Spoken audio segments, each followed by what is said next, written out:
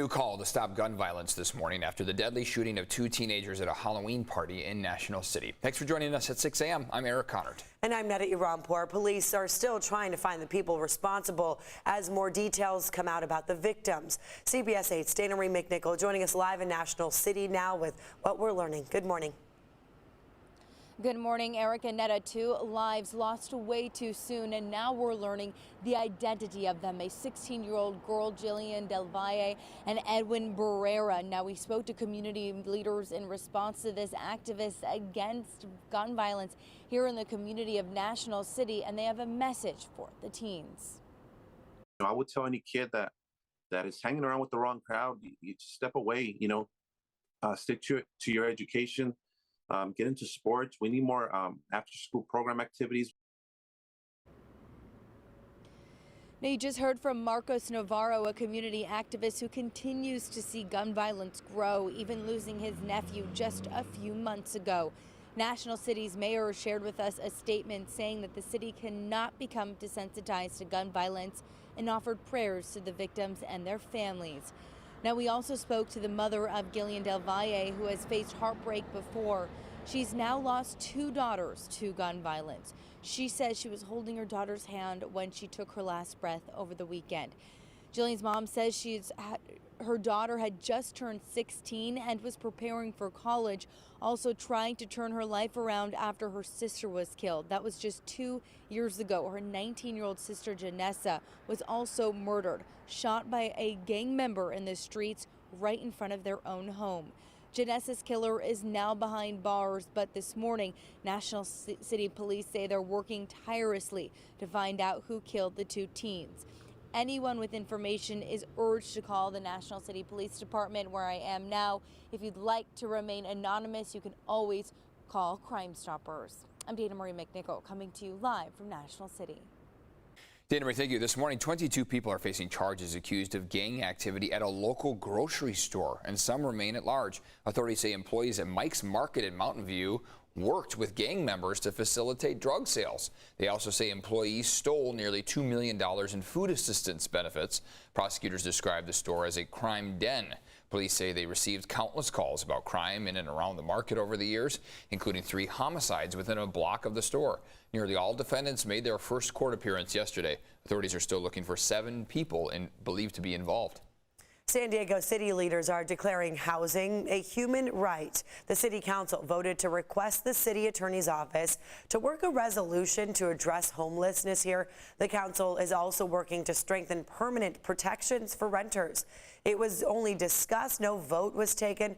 Proposed protections would include paying a tenant 3 months rent if they're evicted for no fault of their own. For example, if the owner decides to sell their property. City council is yet to set a date as to when or if proposed tenant protections would be voted on. Starting today, some San Diegans can only water their lawns 2 days a week. This new restriction is for communities served by the Vallecitos Water District. That includes San Marcos, Carlsbad, Escondido, and Vista, and other unincorporated areas. It's all due to California's ongoing drought. Agencies across the state have already adopted new water restrictions. And this morning, we are marking the start of Dia de los Muertos. This, of course, is the Mexican holiday that celebrates the dead's return to Earth to visit their loved ones. And people all over San Diego County will be celebrating this. CBS 8's Chris Groh live at the County Administration Building. We look at the closer look at the celebrations happening here today. 6:30 tonight. And the celebration, again, does start today with the celebration of angels, but we want to bring in Supervisor Nathan Fletcher that sort of started, again, this specific Dia de los Muertos alters again, the celebration of life here at the County Administration Building. And Supervisor, I wanted to ask you, this began with obviously COVID in mind. We were going through a rough stretch there with the pandemic. How do you think it sort of morphed here in the last 3 years? Yeah, I mean, during the pandemic, it was so hard, and we had so many families who had lost, thousands of San Diegans still died from COVID. So it started around that, but now it's evolved into a traditional Dia de los Muertos celebration of life. To talk about those that we lost, regardless of how they died. And it really is in the keeping of the Mexican tradition that you honor those, but you celebrate those and you celebrate their life. And so it's been great to see it grow and see the community response and how many folks are excited about it each year. And then how important is it to see that representation again here with the county administration, with county supervisors involved in this, something that, you know, wasn't done before, but now looks to kind of keep continuing? I mean, it's such a traditional holiday, and so much of our culture, of our economy, of our history in San Diego is tied to Mexico and tied to the Latino presence.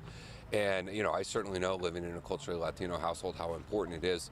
So to be able to partner with my colleague, Supervisor Nora Vargas, the first Latina in the 200-year history of the county, to have this celebration, to partner with the community, to see everyone come out, it's going to be a wonderful evening. So what should people expect happening later today in about like 12 hours, right? Yeah, so it'll be tonight. Feel free to come on down to the County Administration Center, the CAC. We're going to have food, we'll have music, we have a mariachi, just a real celebration. 200 individuals have submitted. And we'll have their loved ones displayed along with things that were significant from their life. So it really will be a celebration of life and a great occasion for everyone to come out and join. Okay, well, Supervisor, thank you so much for joining us very early this morning. And I'll step out of the way here again because you guys can see, again, the altars being set up where, again, we'll see those dedications to those lost loved ones. And, of course, that celebration starting later today at 6:30 p.m. But for more information on coming out here, if you would like to honor a loved one by coming out here, even if they may not be presented on the altar, or you simply want to honor other loved ones for other people, you can go ahead and come out here again starting at 6:30 p.m. and these altars will be on display both today and tomorrow. Eric and Netta. There'll be 200 people with pictures or other mementos that they'll put out there. And the supervisor's right. We lost 5,500 people in this county due to COVID, and a lot of those people will be celebrated here today as well. All right, Chris, thanks for that. And now this morning, the Powerball jackpot is growing once again. So now it's up to $1.2 billion. Yeah, it's getting closer to that biggest Powerball prize ever, which was $1.5 billion. Nobody won the jackpot last night, but 5 million tickets won cash prizes. Maybe you were one of them. If you don't know the numbers, here they are. 13, 19, 36, 39, 59, and 13. The next drawing is tomorrow. So they say 13 isn't lucky. That was the big Powerball number right there. That was the number. So yeah, a lot of people, hey, it was 2 numbers on there. There you go.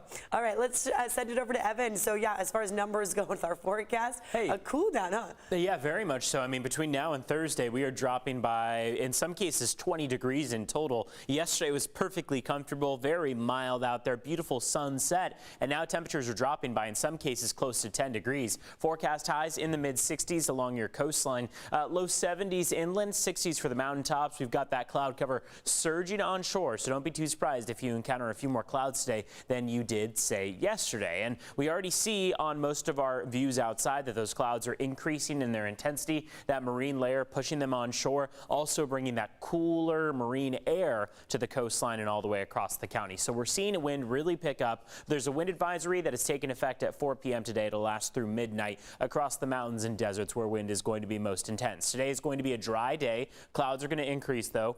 Cooler temperatures on the way and plenty of wind for those mountains and deserts. So how windy will it get? Well, we're going to see those winds start to really pick up by about 3 p.m. Mountains and deserts move into the 30 and 40 mile per hour range. We see that wind particularly pick up for the mountains as more purple on the screen is seen there. About 40 mile per hour gusts lasting through 10 and 11 p.m. Lightening up a bit for the coastline and inland, but then that wind picks right back up into your Wednesday afternoon as we start to usher in more wet weather. So Wednesday is going to be a rainy, cloudy, windy day with even cooler temperatures, and all that activity continues on over into Thursday. So no big surprise that as we start off today, your Tuesday, temperatures are a little bit cooler than we're used to. Up at Mammoth, we're at 34 degrees right now, 59 at the Mojave Desert, 67 in Palm Springs, 63 in LA, and 65 in San Diego. Let's take a look at traffic to start off the morning. We want to take you to a SIG alert that was issued just about an hour and a half ago. This is on the 52. So what we see in that area, westbound 52 connector ramp to the northbound 15 is blocked right now with a traffic collision. We have been told that a semi truck may have flipped over in this process, so CHP is on scene. Again, you can see the pretty decent backups on the 52 westbound, all stretching several miles back. So it looks like that area speeds are down to likely the teens, if not the single digits, as you head toward that 15 freeway. Back to you.